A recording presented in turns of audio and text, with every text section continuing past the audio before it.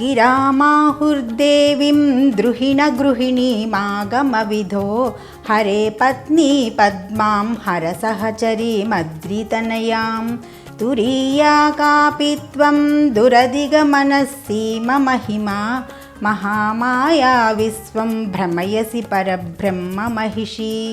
ఈ శ్లోకంలో శంకరాచార్యుల వారు అమ్మవారిని మహామాయా శక్తి స్వరూపిణిగా తెలియజేస్తున్నారు.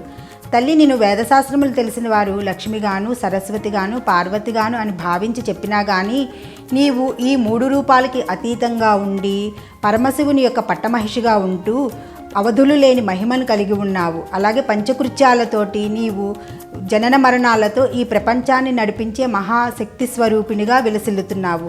అందుకేనేమో లలితా సహస్రంలో ఓం ఐం హ్రీం శ్రీం అనే బీజాక్షరాలకి అధిష్టాన దేవతగా కొలువై ఉన్నావు అని శంకరాచార్యుల వారు ఈ శ్లోకంలో తెలియజేస్తున్నారు. శ్రీమాత్రే నమః.